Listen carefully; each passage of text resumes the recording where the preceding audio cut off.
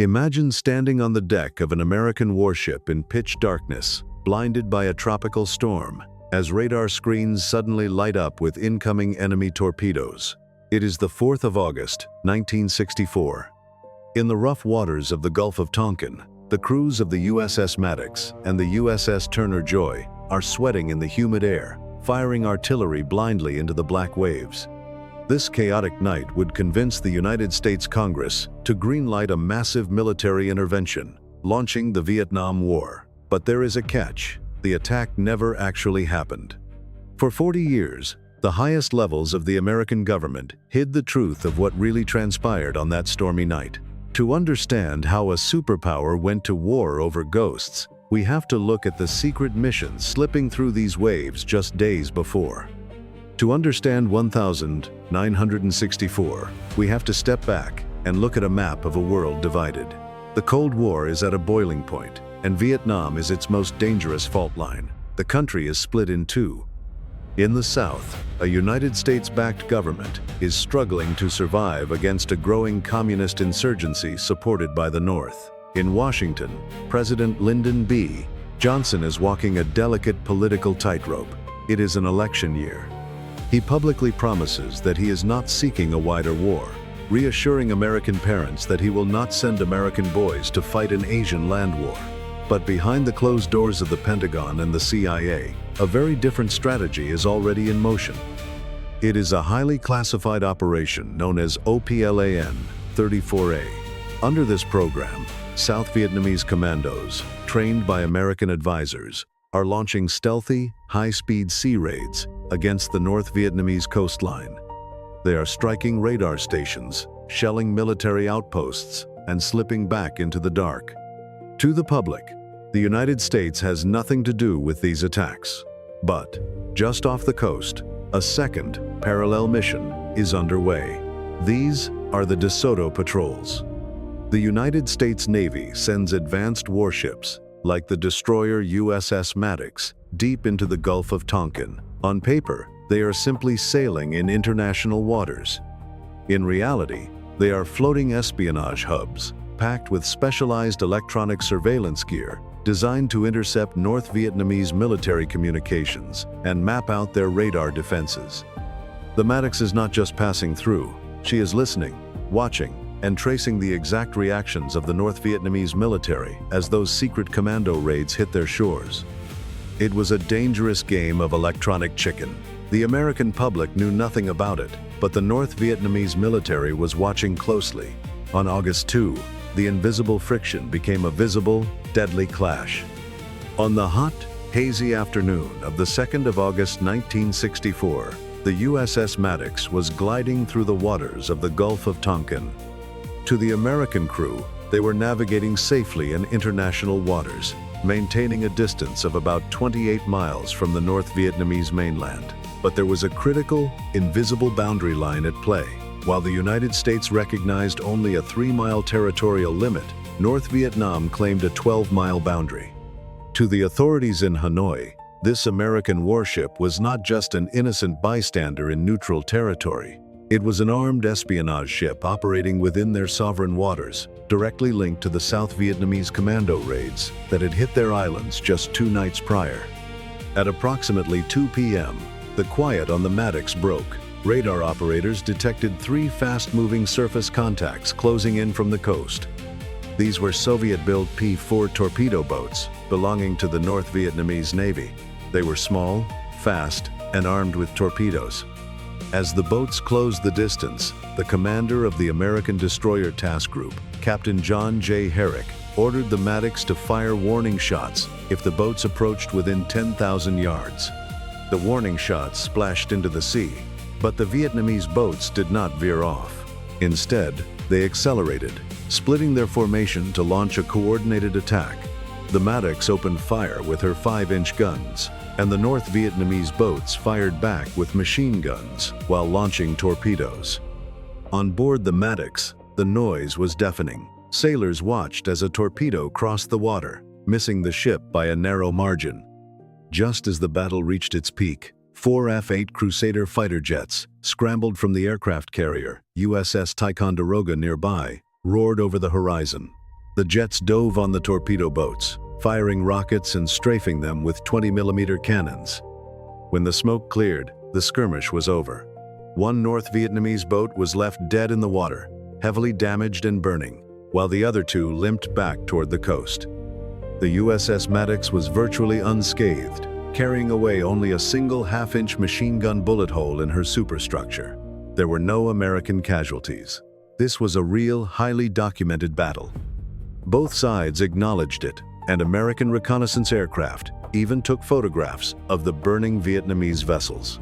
When the news of the clash reached Washington, President Lyndon B. Johnson was faced with a pivotal choice.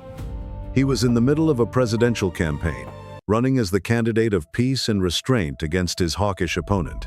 Johnson decided not to launch immediate military retaliation, wanting to avoid a sudden escalation that could drag the United States into a massive ground war. But he could not afford to look weak. Privately, Johnson was furious. He decided to send a stern, silent warning to Hanoi. He ordered the Maddox to return to the Gulf of Tonkin, and this time, he sent reinforcements. The destroyer, USS Turner Joy, was ordered to join her. The message was clear. The United States Navy would not be driven from the Gulf. At the same time, the secret machinery of Opland 34A was still grinding forward. On the night of August 3, while the Maddox and the Turner Joy sailed side by side, another round of South Vietnamese commando raids struck the North Vietnamese coast, shelling radar stations at Cape Vinh Son and Qua Ron. For the North Vietnamese military, there was no distinction between the South Vietnamese commandos raiding their shores and the American destroyers patrolling just off their coast. To them, it was all part of a single, coordinated assault. The North Vietnamese command went on absolute high alert. They expected more raids, and they were actively tracking the two American destroyers. The American ships were also tracking the North Vietnamese. On the bridges of the Maddox and the Turner Joy, the crews were exhausted, highly stressed, and hyper-vigilant. They knew the enemy was out there, they knew the enemy was angry, and they knew another clash could happen at any second. The atmosphere on both ships was a psychological pressure cooker, thick with anticipation and raw fear. As night fell on August 4, the tropical weather turned foul, and the stage was set for a disaster born of bad weather and raw nerves. It is the night of the 4th of August, 1964. The Gulf of Tonkin is swallowed by a heavy tropical storm. The sky is pitch black, with thick clouds blocking out the moon and stars, reducing visibility to absolute zero. The sea is rough, tossing the USS Maddox and the USS Turner Joy on towering waves. Inside the cramped, humid radar and sonar rooms of the Maddox, the atmosphere is suffocating. The men are exhausted, having spent days on high alert after the real firefight on August 2. Their nerves are frayed. Suddenly, at around 8 in the evening, the calm breaks.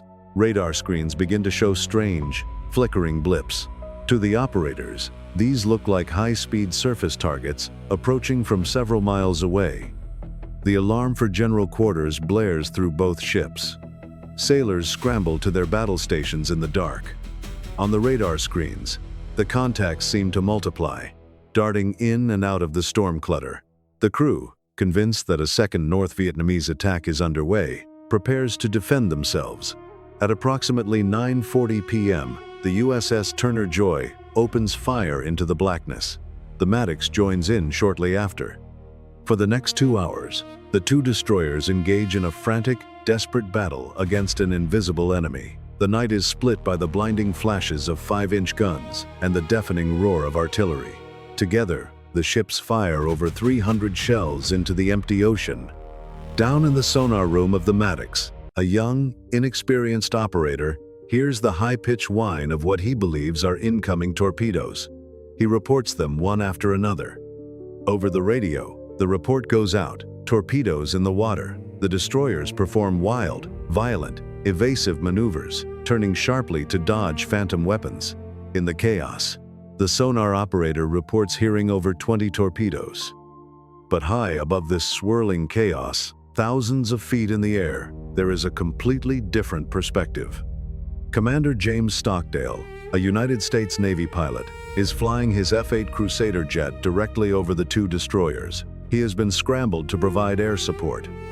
As he looks down through the breaks in the clouds, he expects to see a fierce naval battle. Instead, he sees a bizarre sight. There are no North Vietnamese torpedo boats. There are no enemy wakes. There is no gunfire returning from the water. There is only the dark ocean, lit up by the flashes of the American ships firing at nothing, and the white, serpentine wakes of the Maddox and the Turner Joy twisting frantically in the dark. Stockdale would later recall that he had the best seat in the house, and he saw absolutely nothing.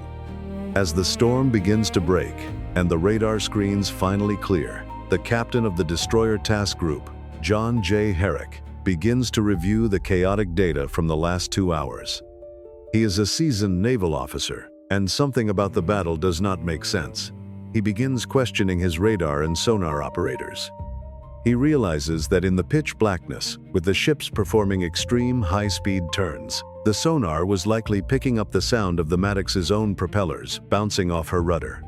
The radar contacts were almost certainly freak weather effects caused by the heavy storm, a phenomenon known as radar anomalies. At 1:30 p.m. Washington time, which is early afternoon on August 4 in the United States, Captain Herrick sends an urgent, highly classified telegram to his superiors in Washington. He writes that a review of the action makes many of the reported contacts and torpedoes fired appear highly doubtful. He explains that freak weather effects and overeager sonar operators likely accounted for many of the reports. He notes that there were no actual visual sightings by the crew, and he concludes with a clear, sober warning: suggest complete evaluation before any further action taken. But in Washington, the wheels of government are already spinning too fast to stop. The telegram arrives at the Pentagon, where Secretary of Defense Robert McNamara is coordinating the response. McNamara is under intense pressure. President Lyndon B. Johnson is preparing to give a live, televised address to the American nation that very night, announcing retaliatory airstrikes against North Vietnam. When McNamara receives Herrick's warning, he faces a critical decision. He could pause, order an investigation, and wait for the truth to clarify. Instead, he chooses to push forward. In phone calls with President Johnson, and later in his briefings to military leaders, McNamara downplays the doubts. He presents the August 4 attack not as a confusing series of radar anomalies, but as an absolute, undeniable, unprovoked act of aggression by North Vietnam. With the doubts buried in classified files, the machinery of war was unleashed. On the 7th of August, 1964, just 3 days after the Phantom Clash in the Gulf of Tonkin, the United States Congress voted on the Joint Resolution for the Maintenance of International Peace and Security in Southeast Asia, better known as the Gulf of Tonkin Resolution. The political response in Washington was swift and nearly unanimous. In the House of Representatives, the vote passed 416 to 0. In the Senate, only 2 senators voted against it. This resolution gave President Lyndon B. Johnson the authority to take all necessary measures to repel any armed attack against the forces of the United States and to prevent further aggression. Without a formal declaration of war, Congress had handed the executive branch a blank check to wage a massive military campaign. Over the next decade, that blank check would buy a catastrophic conflict. American involvement escalated rapidly, transforming from a small contingent of 16,000 military advisors into a massive combat force of over 500,000 troops. By the time the war ended, it had claimed the lives of more than 58,000 American service members and up to 3 million Vietnamese. For nearly 40 years, the official narrative of the August 4 attack stood as the absolute truth, printed in school textbooks and accepted as historical fact. Skeptics who questioned the validity of the incident were routinely dismissed as conspiracy theorists. The sailors who had been on the ships, the pilots who had flown overhead, and the analysts who had raised early alarms were largely ignored. But secrets have a way of eventually finding the light. In 2001, a staff historian for the National Security Agency named Robert J. Hanyak was systematically researching the agency's archives. He gained access to the raw signals intelligence, the actual decrypted radio transmissions, from the night of the 4th of August 1964. What Hanyak uncovered was shocking. The National Security Agency had not simply made an honest mistake in the chaos of a stormy night. They had actively covered up the truth. Hanoi discovered that the translations of North Vietnamese radio intercepts had been deliberately altered. Messages from the actual battle on August 2 were forwarded with false timestamps to make them look like they had been sent on August 4, creating the false illusion of an active, ongoing attack order. Furthermore, the intelligence reports presented to the White House were carefully cherry-picked. The NSA leadership had highlighted the few highly doubtful signals that suggested an attack, while completely burying the overwhelming evidence from their own analysts, who concluded that no attack had actually occurred. Hanoi compiled his findings into a highly classified internal study. For 4 years, the agency kept his report hidden from the public. But under mounting pressure from historians and Freedom of Information requests, the National Security Agency finally declassified the document in late 2005. The declassification of the Hanoi report forced a painful realization about how the world's most powerful nation went to war. The Gulf of Tonkin Incident is not just a historical footnote about a rainy night in the South China Sea. It is a masterclass in how easily a nation can slide into war through the power of confirmation bias. By August of 1964, President Johnson and his inner circle were already looking for a way to project strength in Southeast Asia. They wanted a justification to show Hanoi that the United States was serious. When the initial, chaotic reports of the August 4th attack reached Washington, they did not wait for verification. They did not pause to ask why the commander on the scene was suddenly sending urgent telegrams, expressing severe doubt. Instead, they seized on the one piece of information that fit their pre-existing strategy. They ignored the warnings, buried the doubts, and presented a mistake as an absolute, undeniable fact. This was not a simple failure of technology. It was a failure of leadership. When leaders are eager for a specific outcome, they will often transform the flimsiest rumors into ironclad truths. For the American public, the cost of this confirmation bias was devastating. When the truth slowly began to leak out, it shattered the relationship between the people and their government. Historians point to this very moment as the birth of the credibility gap, a profound and lasting cynicism where citizens realized that their leaders would mislead them to pursue political goals. The trust that was lost in the waters of the Gulf of Tonkin was never truly recovered. The lesson of August 4th is that in the high-stakes theater of global politics, the first casualty is almost always the truth. It reminds us that major historical events, decisions that cost millions of lives, can be built on nothing more than misread radar screens, overeager sonar operators, and political convenience. It urges us to look beyond the immediate headlines, to question official narratives, and to demand transparency before the drums of war begin to beat.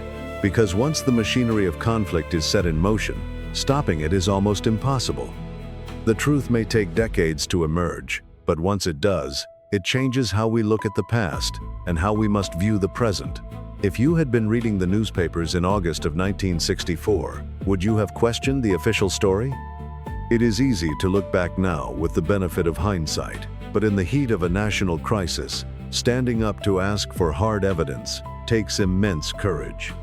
How do we protect ourselves from similar manipulations of information in our own modern digital age? How do we separate real threats from political ghosts? Let us know your thoughts in the comments below. If you believe that history should be told honestly, with verified facts, deep research, and without the influence of propaganda, please take a moment to hit the like button. Subscribe to our channel, and share this video with someone else who loves history. By doing that, you actively help us keep digging for the difficult truths hidden beneath the surface of the past. Your support keeps these stories alive and ensures they are never forgotten. Thank you so much for watching, and we will see you in the next story.